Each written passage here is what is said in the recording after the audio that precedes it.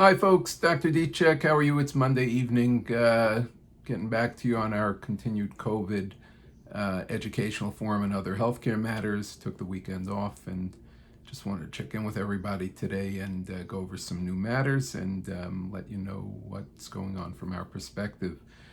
First of all, new study out of Harvard, a very interesting study, talking about the issue of COVID-19 and loss of smell and taste. Many of you are familiar with the loss of smell and taste that's been so prevalent in many COVID patients, even those who aren't seriously sick.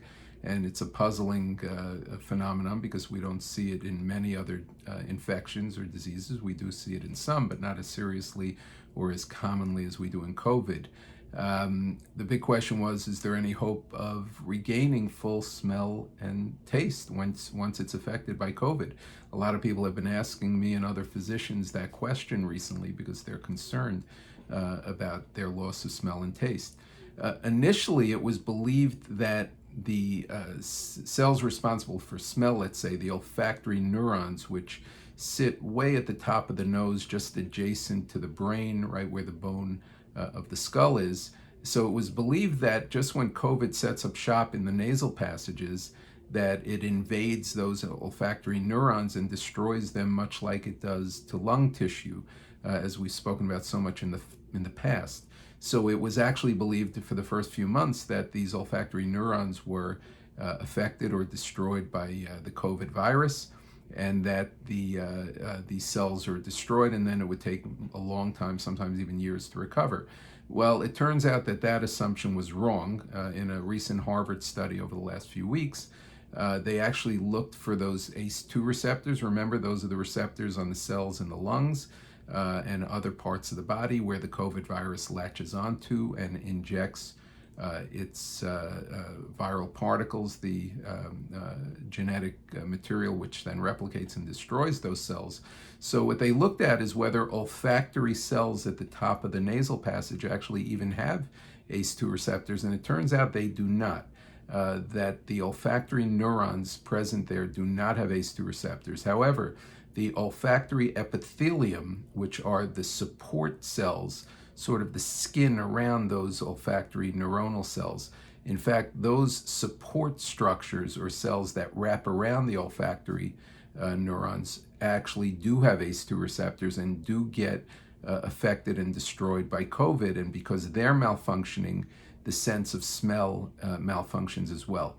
That's good news because normally neuronal tissue or tissue that originates from nerve tissue, such as the neurons in the brain, are very hard to, once they get damaged, to reproduce.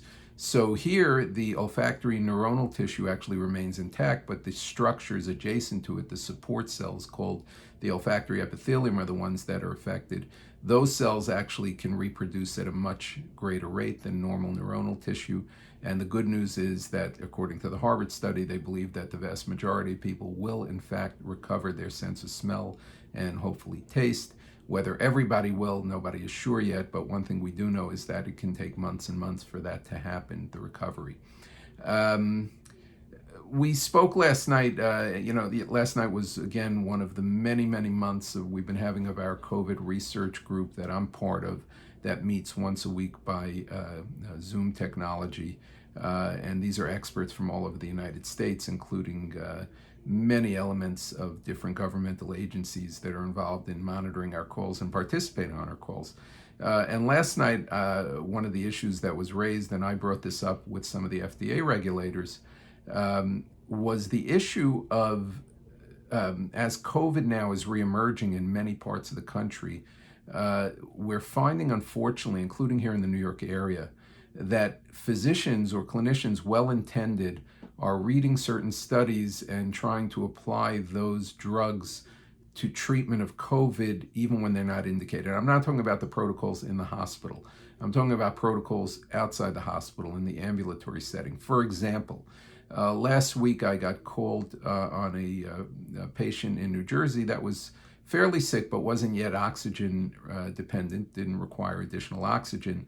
And I got called by the family because the clinician, who very well intended, wanted to put the patient on dexamethasone. Now, all of you know we've spoken about the recovery study in England that published the benefits of dexamethasone in COVID and actually saved many patients. Dexamethasone is a simple steroid that we use for conditions like croup or asthma. And he wanted to prescribe dexamethasone to this healthy 50-year-old individual who was not on supplemental oxygen, was just having a lot of fever and headaches and aches and pains. And actually, for those who read the dexamethasone recovery study, and it's been published extensively, it's really meant for a select group of people who are either already requiring supplemental oxygen or those on ventilators. If you give dexamethasone to individuals who aren't yet requiring oxygen supplementation, they actually did less well. It could cause harm if you give a drug like dexamethasone at the wrong time during the initial illness. So for those on oxygen, for those on ventilators, dexamethasone is 100% indicated. For those who are ambulatory, who are not requiring supplemental oxygen at home, it is not indicated and it can do harm. So the issue that was brought up on our COVID working group call last night is how do we get the word out to physicians and to clinicians, nurse practitioners as well, to not overtreat, because the timing of the treatment is really very unique in COVID.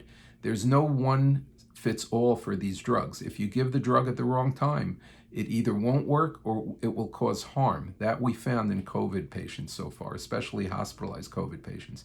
Even drugs like interleukin-6 inhibitors, which are given in the hospital, if you give those at the wrong time during the cytokine storm, you can actually cause harm as well.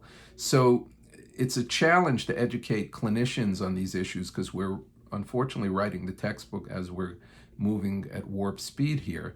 The FDA really is not empowered to control how physicians prescribe drugs like this, especially when they're being used in off-label fashions. Many of the drugs we're studying are actually drugs that exist already, but we're trying to figure out which ones of them work for COVID. So, what we're trying to do is how to directly address physicians in a way where we can get the word out quickly. I think from a patient perspective, it's important for all of you who are watching this forum to understand, if you or your family member gets sick with COVID, seek out the advice of clinicians who are fluent in COVID, who really know what the protocols are, because unfortunately, not every physician is fully aware of the protocols. Some of them read the studies, but they don't really have a full understanding of when the timing is appropriate to give certain of these medications. So as physicians learn more about it, they're going to get better with it. But until then, make sure as a patient advocating for your family, you don't give inappropriate drugs. You don't want to cause harm in the process of trying to help your loved one. And that goes for physicians, it goes for family members. And it's also true, especially for lay people, because some of these drugs are available over the counter. And if you give them inappropriately, you may harm your loved ones. So, for instance, I'm now one of the co-investigators on the famotidine outpatient trials for the use of Pepcid or famotidine. Our trial is currently in the final stages of approval. We'll be up and running, God willing, sometime around mid-August. Actually, we just started working with University of Florida healthcare system. We're going to be recruiting patients in Florida as well because they're seeing such a huge surge in cases now. So that's an example of a medicine that's already over the counter that's being studied in specific doses to help COVID patients. But we don't want people taking that medicine on their own. And we certainly don't want people going to a physician to tell them to take that medicine before it's been studied. It is not safe to take any of these medications before they've been fully studied and vetted by the researchers who've been tasked with doing that. So I'm appealing to everybody to please get the word out. Don't take medicines inappropriately when you have COVID. Speak to people who are proficient in COVID and find out the best information so your loved one can be best protected. We're going to call it a day. I hope all of you have a good evening. We'll get back on track tomorrow. And I hope everybody is doing well and enjoy.